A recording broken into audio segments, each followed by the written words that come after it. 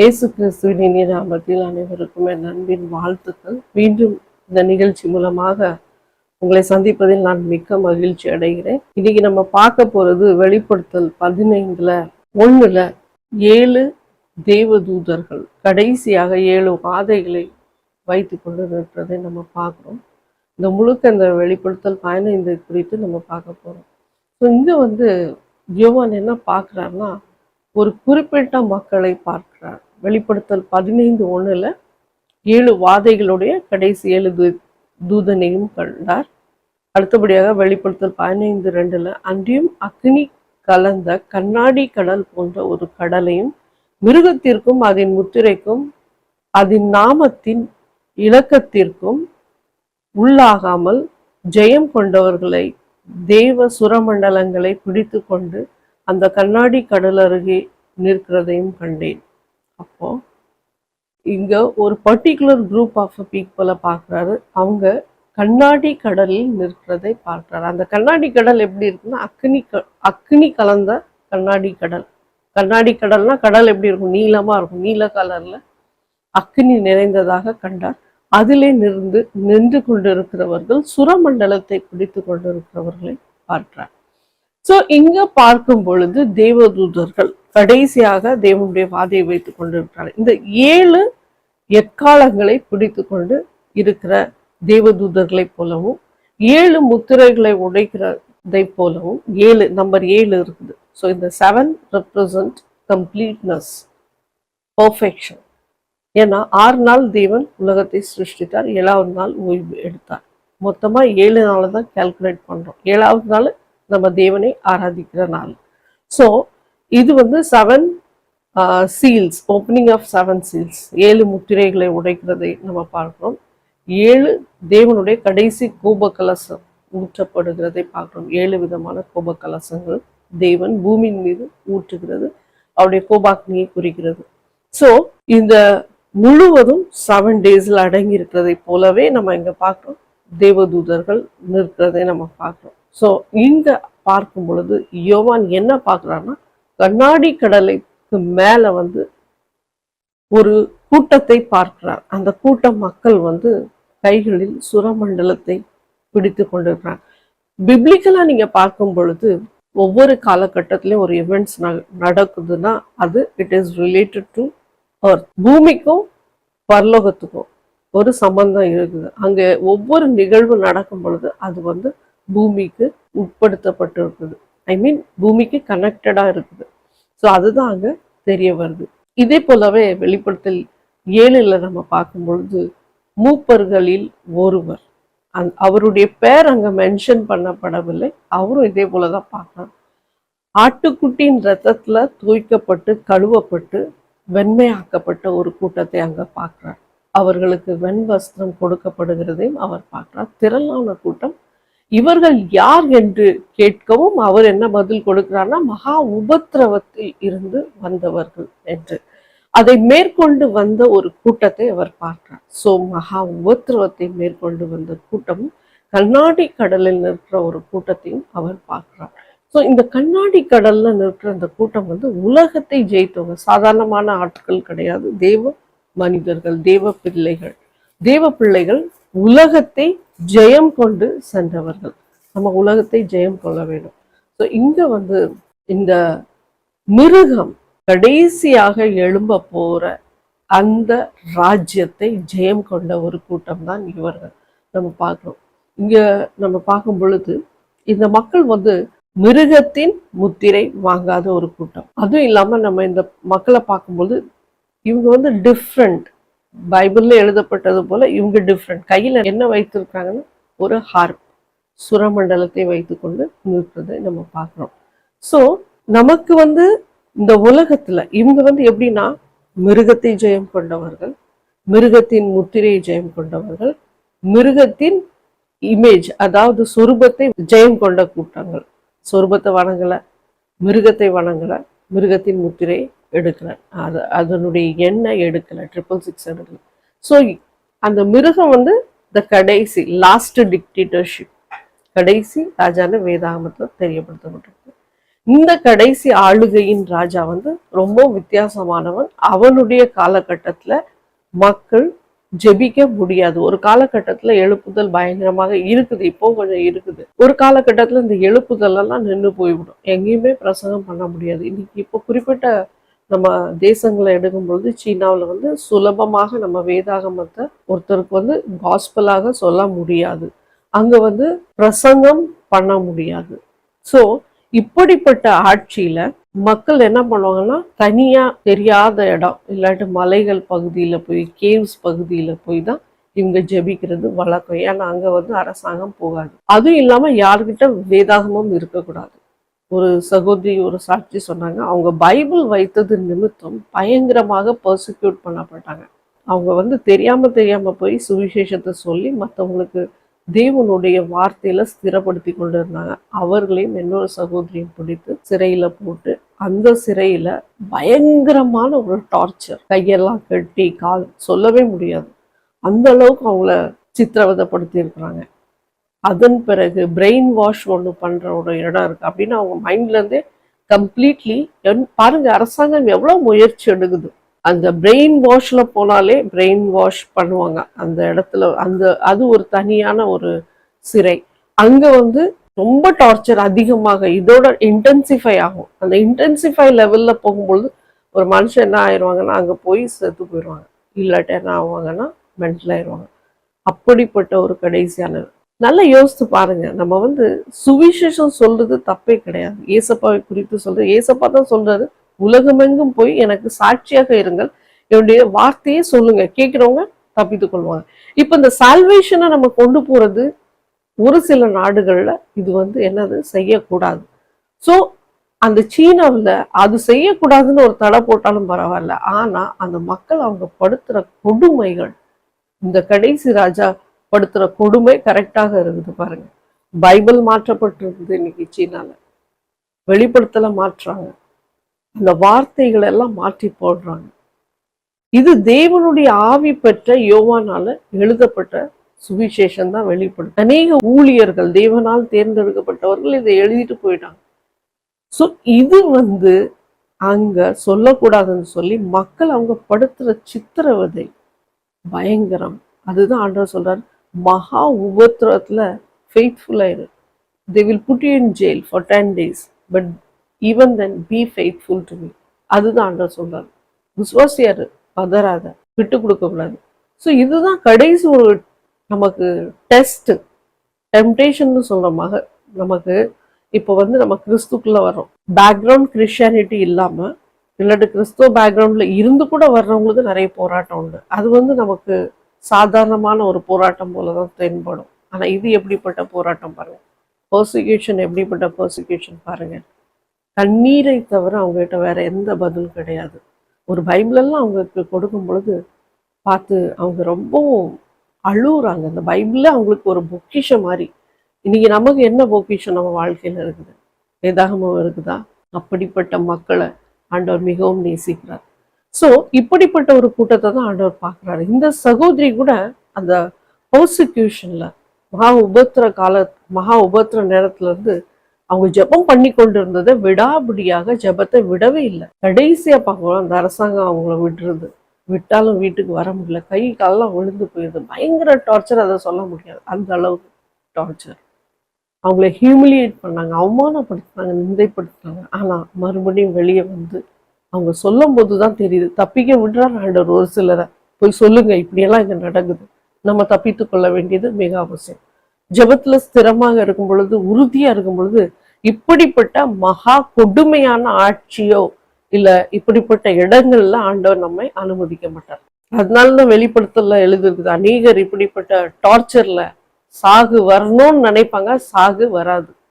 சாகணும், செத்து போனாலே மேல, இந்த டார்ச்சரை பார்க்கலாம், செத்து போகிறதே மேலன்னு நமக்கு தென்படும். ஆனா ஆண்டவர் என்ன சொல்றாருன்னா, மறுபடியும் அவருடைய வார்த்தை பைபிள் படிக்கும் போது மறுபடியும் நமக்குள்ளாக ஸ்ட்ரென்த், ஒரு ஃபெய்த் நமக்குள்ளாக இனிஷியேட் ஆகும் பாருங்க. அதுதான் இந்த காலகட்டத்தில் நம்ம ஸ்திரமாக வைத்திருக்குது. நம்ம எல்லாருக்கும் வந்து பர்சிக்யூஷன் உண்டு, ஆனா இது எப்படிப்பட்ட பர்சிக்யூஷன் அதை பாருங்க. சீனால நடக்க பர்சிக்யூஷன், பைபிளை பத்தி சொல்ல முடியாது, வேதாகமத்தை பத்தி சொல்ல முடியாது. ஹல்லேலூயா. சோ இந்த சீசன் இந்த ஆன்டி கிரைஸ்ட, இந்த அந்தி கிறிஸ்தை ஜெயித்து வரணும். அந்தி கிறிஸ்து முத்திரையும் வாங்கக்கூடாது, அந்தி கிறிஸ்துடைய ரூபத்தை வணங்கக்கூடாது. இது ஒரு கட்டளையாக ஆண்டவர் கொடுக்கிறார். இது நமக்கு ஒரு கட்டளை, ஒரு டிகிரி, ஒரு லா மாதிரி கொடுக்கிறார். இதை நீங்க மேற்கொண்டு வந்தாதான் நீங்க ஜெயம் பெற முடியும், பரலோகத்துல இருக்கும். இதை மேற்கொள்ளாதவர்கள் அக்னி கடல்ல விழுவாங்கன்னு நமக்கு தெரியும், 2ஆம் மரணத்துக்கு நேரிட வாய்ப்பு இருக்கு. ஸோ இந்த ப்ரெஷர்ல நம்ம ஸ்டாண்ட் பண்ணணும், வித் ஸ்டாண்ட் பண்ணணும். ஸோ இந்த மக்கள், ஜெயம் கொண்ட மக்கள் இங்க என்ன பண்ணிக்கிட்டு இருக்காங்க பரலோகத்துல? அவங்க தேவனுடைய நாமத்தை துதிக்கிறாங்க. அவங்க தேவனுடைய சமூகத்துக்கு முன்பதாக நின்று மோசே பாட்டை படிக்கிறாங்க, ஆட்டுக்குட்டியின் பாட்டை படிக்கிறாங்க. அந்த மோசைக்குள்ள பாட்டை படிக்கிறாங்கன்னா நிச்சயமாக பழைய ஏற்பாடு காலத்து கட்டத்துக்குள்ள மக்கள். புதிய ஏற்பாட்டு கால மக்கள் லாம், அதாவது ஆட்டுக்குட்டியின் பாட்டை படிக்கிறார்கள். ஸோ இங்க 2 பேரும் இருக்கிறாங்க, யூதர்களும் புறஜாதியார்களும். இயேசு கிறிஸ்துவின் நாமத்தினால சால்வேஷன் பெற்றவங்க, ரட்சிப்பு பெற்றவங்க, ஆட்டுக்குட்டியின் ரத்தத்தால கழுவப்பட்டவங்க இங்க சுரமண்டலங்களை வைத்து ஒரு பாட்டை பாடிக்கொண்டு இருக்கிறாங்க, புது பாட்டை பாடிக்கொண்டு இருக்கிறாங்க. ஹல்லேலூயா. ஸோ நம்ம இந்த காலகட்டத்துல போனாலும் போகாட்டும், நம்ம இருக்க வரைக்கும் ஆண்டோடைய நாமத்தை மகிமைப்படுத்துற பிள்ளைகளாக இருக்க வேண்டும். ஸோ இங்க வெளிப்படுத்தல் 15:5-6 நம்ம இன்னும் பார்க்கும் பொழுது என்ன பார்க்கிறோம்னா, இவைகளுக்கு பின்பு நான் பார்த்தபோது இதோ பரலோகத்தில் சாட்சியின் கூடாரமாகிய ஆலயம் திறக்கப்பட்டது. அந்த ஆலயத்திலிருந்து 7 வாதைகளுடைய அவ்வேழு தூதர்களும் சுத்தமும் பிரகாசமான மெல்லிய வஸ்திரம் தரித்து மார்பருகே பொற்கச்சைகளை கட்டி கொண்டு புறப்பட்டார்கள். இப்போ இதுக்கு பிறகு அவர் அதே தான் பார்க்கிறார், ரெவலேஷன் 15 தான் நம்ம பார்க்கிறோம். ஸோ இங்க அவர் என்ன பார்க்கிறாருன்னா, தேவாலயம் திறக்கப்படுகிறது. தேவாலயம் திறக்கப்படுதுன்னா தேவாலயத்துக்குள்ளாக என்ன இருக்குதுன்னா உடன்படிக்கை பெட்டி. அந்த உடன்படிக்கையின் பெட்டி இருக்கிற அங்க தேவாலயம் திறக்கப்பட்டதை யோவான் பார்க்கிறான். இதுக்கு ஒரு பெரிய அர்த்தம் இருக்குது. தேவாலயம் திறக்கப்படுகிறதுனா தேவனுடைய நியாய தீர்ப்பு வருதுன்னு அர்த்தம். ஜட்ஜ்மெண்ட் டைம் வரும்போது அது திறக்கப்படுகிறது. அதுவும் இல்லாம எப்பொழுதும் பாருங்க, இப்போ நம்ம பார்க்கும்பொழுது இங்க ஜெருசலேம்ல நம்ம பார்க்கிறோம், ஜெருசலேம்ல என்ன இல்லை? உடன்படிக்கையின் பெட்டி இல்லை, ஆலயம் இல்லை, ஆலயமே இல்லைங்க. ஸோ அந்த உடன்படிக்கை பெட்டியும் அங்க இல்லை. ஆனா அது பரலோகத்துல காணப்படுகிறதை யோவான் பார்க்கிறான். அந்த உடன்படிக்கை பட்டியல தான் 10 கட்டளைகளை வைத்திருக்காங்க. நல்லா கவனிக்கணும், 10 கட்டளையெல்லாம் ஃபாலோ பண்ணாண்டா அப்படின்னு நம்ம சொல்ல முடியாது. ஹல்லேலூயா. ஸோ இந்த உடன்படிக்கை பெட்டி அங்க யோவான் பார்க்கிறாரு. அந்த ஆலயம் திறக்கப்பட்ட உடனே அங்க என்னன்னா 7 வாதைகள் தரித்திருந்த அந்த தூதர்கள் ஒரு பிரகாசமான வஸ்திரங்கள், பிரகாசம் என்று சொன்னாலே பவர் ஆஃப் காட், தேவனுடைய வல்லமை என்ற அர்த்தம்.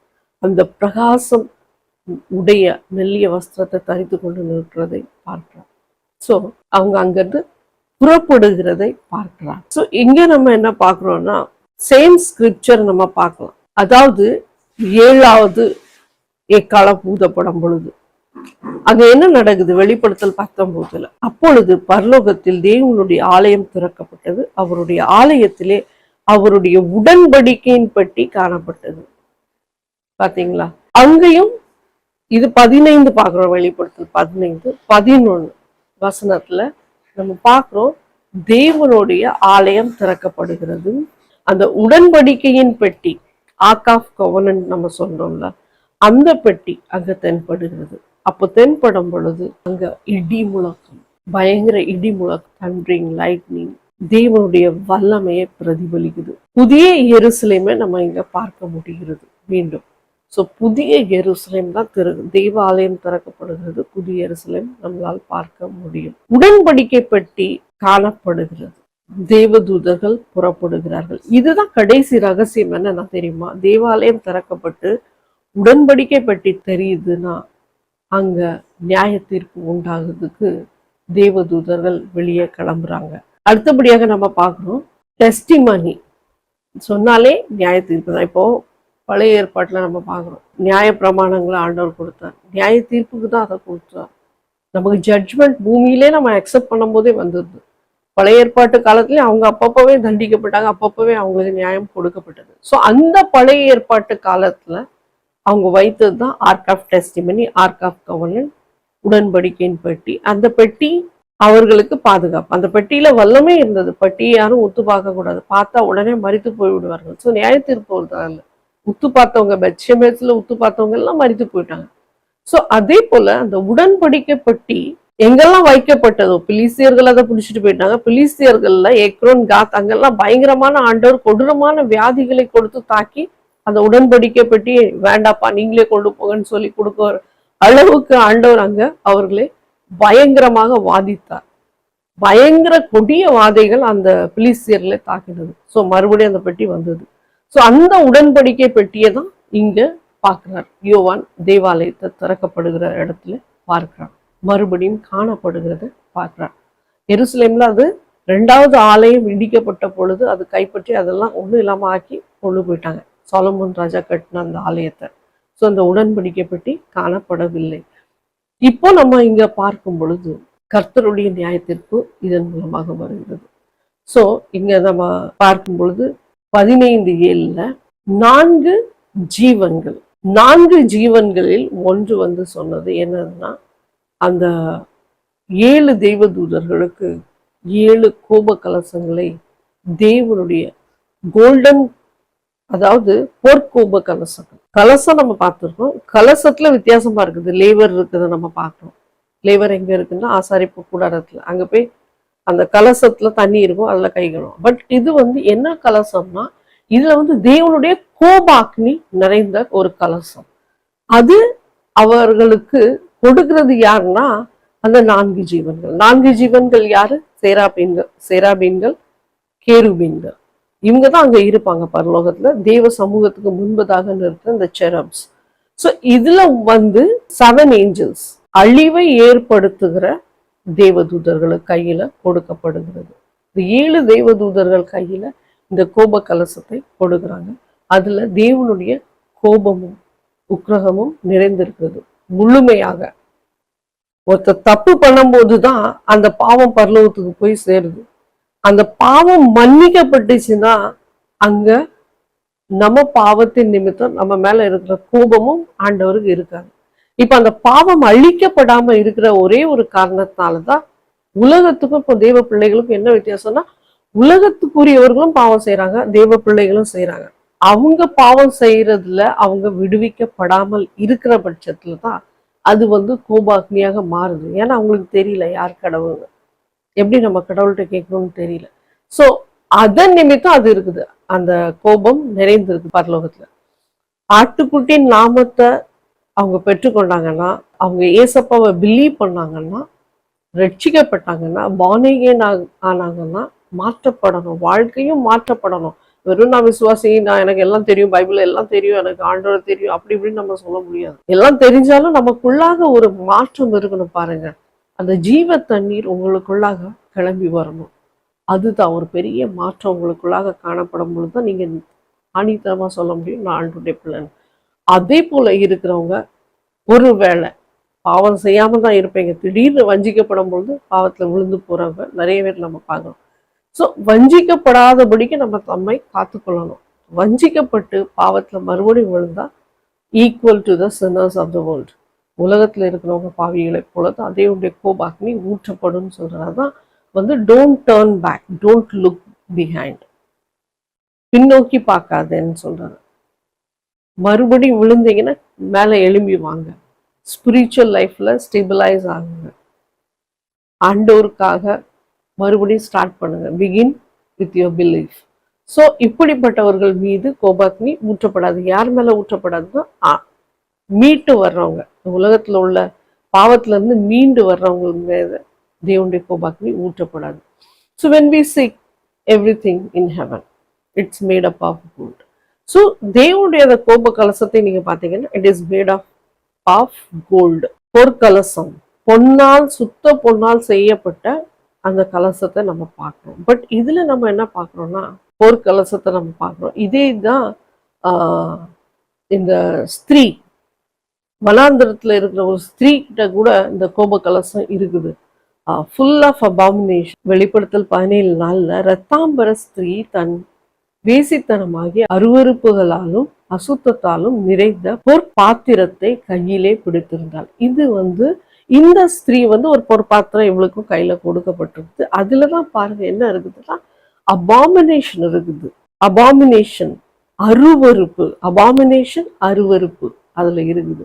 அசுத்தத்தால நிரம்பி இருக்குது. அது எப்படி தானா நிரம்பிருமா? ஒருத்தர் பாவம் செய்யும் பொழுதுதான் அந்த பாவம் மேல ஏறி தெய்வ சமூகத்துல போய் விழுது. ஸோ அந்த ஸ்திரீ அதை பிடித்திருக்கிறார். அது ஒரு தேசம். அவள் தன் பாவத்தினாலே because of her intensified sin the golden cup starts to overflow. அதான் full of abomination. அந்த பொற்கலசத்துல அசுத்தம். எசேக்கியேல் 5, 6, 7, 8 எல்லாம் நீங்க பாத்தீங்கன்னா தேவன் இந்த அபாமினேஷனை பத்தி தான் சொல்றாரு. இஸ்ரவேலர்களை குறித்து சொல்றாரு. அருவருப்பால் நிறைந்திருக்கிற இந்த தேசம் என்று சொல்றாரு. filthiness of Jerusalem, judgment of God is poured on the wicked. எசேக்கியேல் 5, 6 நம்ம பார்க்கும் பொழுது இஸ்ரவேல் தேசத்தை சுற்றி இருக்கிற மற்ற தேசங்களை காட்டிலும் இஸ்ரவேல் தேச மக்கள் பண்ணுகிற அருவருப்பான காரியம், பாவம் கொடியதா இருக்குது என்று எசேக்கியேல் 5, 6 நம்ம பார்க்கிறோம். எசேக்கியேல் 8 நம்ம பார்க்கும் பொழுது அங்க தேவாலயத்துக்குள்ளாக எசேக்கியேலை தேவனுடைய ஆவி கொண்டு போகும் பொழுது 70 மூப்பர்கள் அங்க என்ன பண்றாங்கன்னா விக்கிரகத்தை வணங்குறாங்க. ஸோ இதை ஒரு அபாமினேஷன் வேதாகமத்துல எழுதிருக்கு. Portrayed, creeping things are portrayed in the temple. ஆண்டவருக்கு என்ன ஒரு கோபம்னா அந்த 70 மூப்பர்கள் இதை வணங்குகிறார்கள். தேவனை விட்டு இப்ப வேற இடத்துல வணங்க போயிட்டாங்க. எதை வணங்க போயிட்டாங்க? உலகத்துக்குரிய காரியங்களை வணங்க போயிட்டாங்க. எதை வணங்க போயிட்டாங்க? விக்கிரகத்தை வணங்க போயிட்டாங்க. எதை வணங்க போயிட்டாங்க? சூனியம், மாந்திரீகம், இதை வணங்க போயிட்டாங்க. அதுக்கு அடிமை ஆயிட்டாங்க. விற்கப்பட்டீங்க நீங்க. ஆண்டவரை விட்டு உலகத்துக்கு ஆண்டவருடைய பிரசன்னம் இல்லாத ஒரு வாழ்க்கை விற்கப்பட்ட வாழ்க்கை தான். நீங்க எதை வர்ஷிப் பண்றீங்க? பணத்தை வர்ஷிப் பண்ணீங்கன்னா அது உங்களுக்கு காட் ஆயிரும். ஹல்லேலூயா. ஸோ எது பின்னாடி நீங்க ஓடுறீங்களோ அது உங்களுக்கு, நீங்க அதை ப்ரையாரிட்டைஸ் பண்ணும்போது, அதை கடவுளா நீங்க வணங்கும் பொழுது அது உங்களுக்கு காட் ஆயிரும். ஹல்லேலூயா. எசேக்கியேல் 7:20 images of abomination and their detestable things. images of abomination, அருவருப்பின் சொரூபம். அதை எதுக்கு கம்பேர் பண்றாருன்னா அதான் ஜுவல்லரியா கம்பேர் பண்றாரு. அது ஒரு ஜுவல்லரின்னு சொல்றாரு. Ornaments. Hallelujah. Scarlet woman's ornament. யார் அந்த ஸ்கார்லெட் உமன்? இரத்தாம்பரை ஸ்திரீ. யார் அவள்? தன் கையில் பொற்கலசத்தை ஏந்தி கொண்டிருக்கிறார். பொற்கலசத்துல எல்லா அசுத்தம் தீட்டு நிரம்பி இருக்குது. ஹல்லேலூயா. சோ இது ஆண்டவர் ஏற்றுக்கொள்ள மாட்டார். அதனாலதான் அந்த ஸ்திரீக்கு ஆண்டவர் நியாய தீர்ப்பு கொடுக்கிறார். பாபிலோன் நகரம் கையில என்ன ஏந்திக்கிட்டு இருக்குது? பாவம், சாபம், அசுத்தம், அருவருப்பு, தீட்டு. நீங்க பாருங்க, ஆண்டவர் சமூகத்துல இருக்க வரைக்கும் உங்களுக்கும் உங்க குடும்பத்துக்கும் பாதுகாப்பு. அதை விட்டு வெளியே போயிட்டீங்கன்னா உங்களுக்கு பாதுகாப்பே கிடையாது. உங்க வாழ்க்கையில பல போராட்டங்கள், கிறிஸ்தவ வாழ்க்கையில பிரச்சனை இருக்கு இல்லைன்னு சொல்லலாம். அதை மேற்கொண்டு வர அதிகாரத்தையும் ஆண்டவர் நமக்கு கொடுத்துருக்காரு. பைபிளை கொடுத்துருக்காரு, பிரேயரை கொடுத்துருக்காரு, பாஸ்டர்ஸை கொடுத்துருக்காரு, ஊழியக்காரங்களை கொடுத்துருக்காரு. நமக்கு ஜெபிக்கும் பொழுது ஒரு வெற்றியை கொடுத்துருக்கிறார் ஆண்டவர்.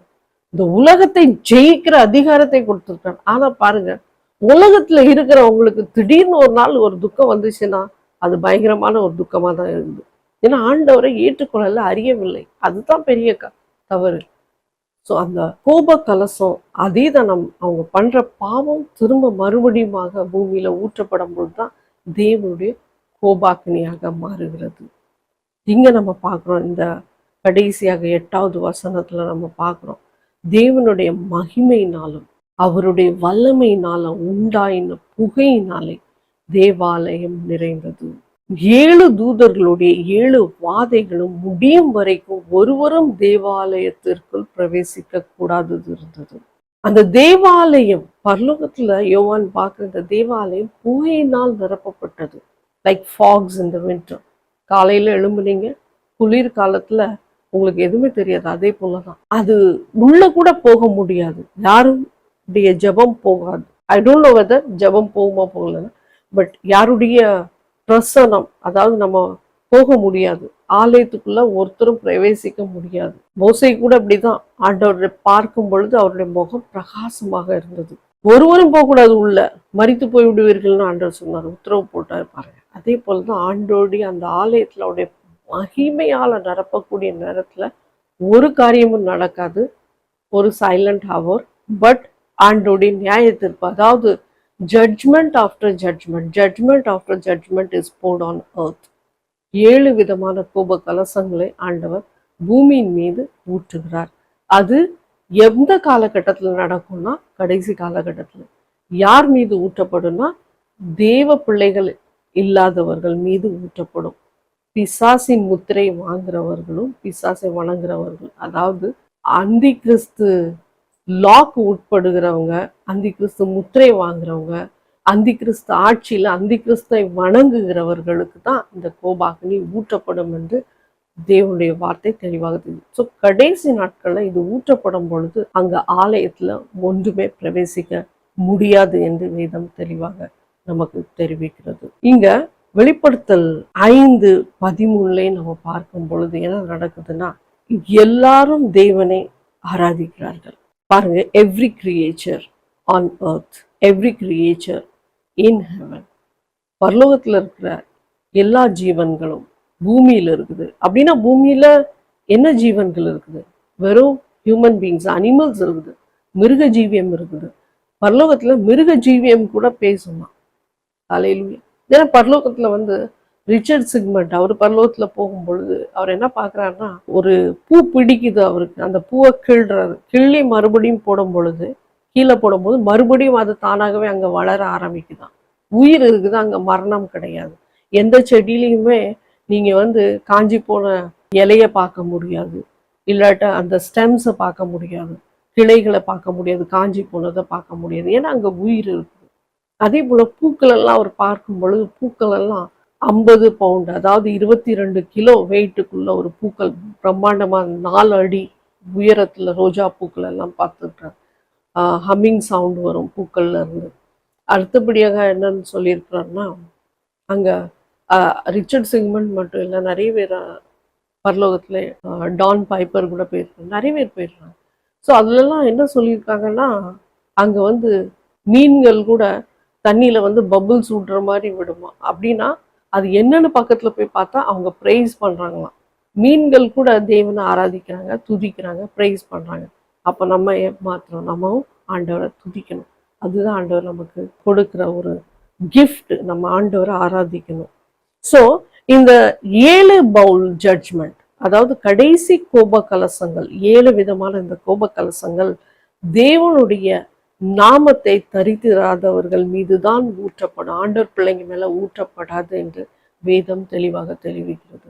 நீங்க ஆண்டவரை பற்றி கொள்ளுங்க. கடைசி காலத்துல நம்ம நெருங்கி கொண்டு இருக்கிறத மறந்து விடாதபடிக்கு ஜெபம் கொள்ளுங்க, உற்சாகப்படுத்துங்க, ஒருவருக்கு ஒருவர் வார்த்தையினால ஸ்திரப்படுத்துங்க, ஷேர் பண்ணுங்க.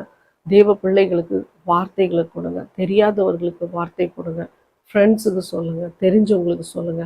So that no souls should be lost. நான் உங்களுக்காக ஜெபிக்க போகிறேன். என்னுடைய சேர்ந்து ஜெபிக்கலாம் நீங்களும். அப்பா தகப்பன ஆண்டவர், இதை பார்த்து கொண்டிருக்கிற ஒவ்வொருவருக்காகவும் நான் ஜெபிக்கிறேன். தகப்பனே, உங்களுடைய ஆணி பாய்ந்த கரத்தை தொழுவீராக ஆண்டவரே. அப்பா, உம்மில் நிலைத்திருக்கணும். அப்படிப்பட்ட ஒரு கூட்டத்தை நீர் ஆயத்தப்படுத்தும்படியாக ஜெபிக்கிறேன்.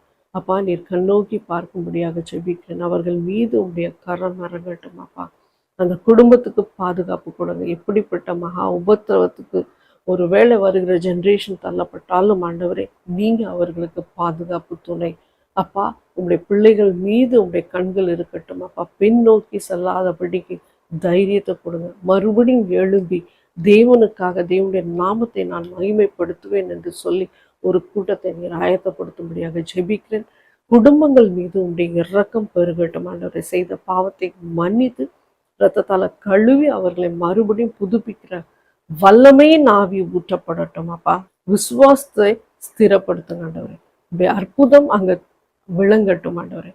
அப்பா, பெட்ல இருக்கிறவங்க எழும்பி நடக்கட்டும். அப்பா தகப்பனே, நடக்க முடியாதவர்களுக்கு மீது உடைய அப்பா ஆணி பாய்ந்த கரம் இறங்கட்டும். ஆஸ்பத்திரியில் அட்மிட்டாக இருக்கிறவங்க மீது உடைய கரம் இறங்கட்டும். அப்போ கோமால இருக்கிறவங்க மீது உடைய கரம் இறங்கட்டும். வெளியே வரட்டும் கோமால இருந்து. அப்பா தகப்பனே, பல விதமான நோய்களால் பாதிக்கப்பட்டவர்கள் மீது உடைய கரம் இறங்கட்டும் ஆண்டவரே. அப்பா தகப்பனே, உம்மை நோக்கி கூப்பிடும் போது அங்க ஒரு பெரிய விடுதலை உண்டாகட்டும். உடைய கரத்துல ஒப்புக்கொடும். In Jesus name I pray. Amen. கர்த்தர் உங்களை ஆசீர்வதிப்பாராக. God bless you.